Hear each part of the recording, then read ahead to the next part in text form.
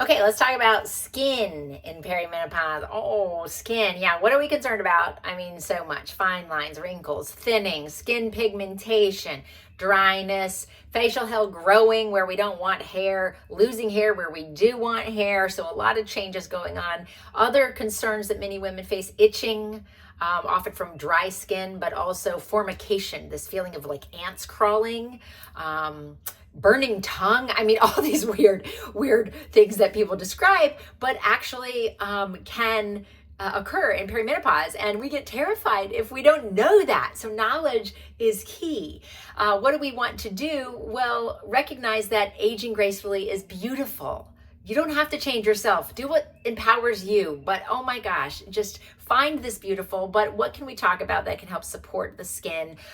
The things we want to recognize is as estrogen declines, so does the production of collagen, elastin, these things that kind of keep the skin up, kind of, and without wrinkles. Generally hyaluronic acid keep the skin hydrated so it becomes drier, kind of saggy, and so on. I don't have to explain this because most of us are living this right now, myself included.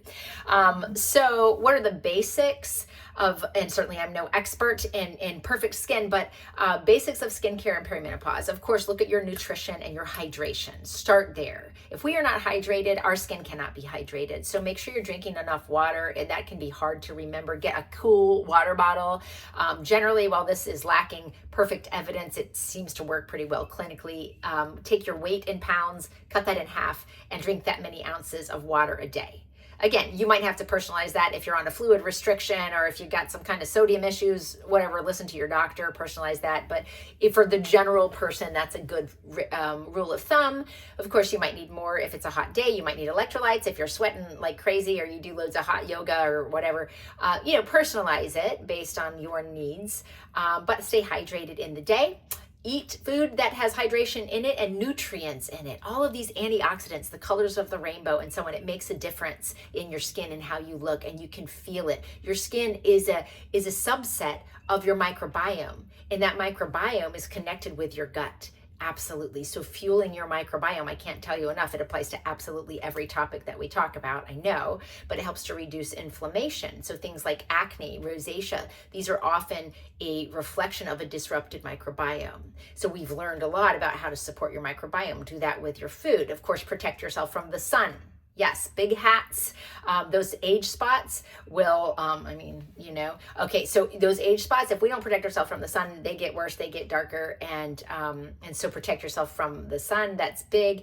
Toxins that dehydrate us, like alcohol, for example, and other drugs that worsen and progress aging, DNA damage, smoking, etc., other toxins.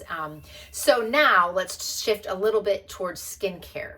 And number one, recognize, as you can look at the topic list on toxins and choosing clean skincare products. This is not about spending loads of money, but it is recognizing you have a huge absorptive center, and women are targeted because you can spend gazillions of dollars on stuff to stop aging, and inject yourself with God knows what and do all these things, and power to you if that's working for you. But just recognize, say, for example, with lotions, with sunblocks, we cover a large surface of our skin with this. So please check to see if there are any ingredients in there that you might not want.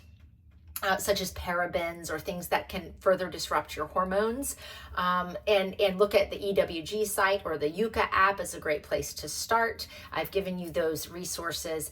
Typically with skincare, hydration is really key inside and outside. So things that boost collagen and moisturize your skin are key. The most common and probably the highest evidence-based products that you can do for boosting collagen would be retinols like Retin A. That is a prescription that you would get from your doctor. Start low, go slow. It can be irritating on your skin. You generally do that at night. Start maybe once or twice a week and then gradually increase as your skin tolerates, and moisturize after that. with a ceramide containing moisturizer or hyaluronic acid containing moisturizer. Those can be helpful. In the morning before you put your sunblock on, using a vitamin C serum seems to have good evidence behind it. I know there's so much other stuff out there and developing that I'm not going to go into. I'm not here to sell products. I really am here just to say, well, what does the data say? I mean, and there does seem to be data behind those things. And so finding clean versions of those things that are not breaking the bank, I think if you're interested in supporting your skin, is a reasonable thing to do.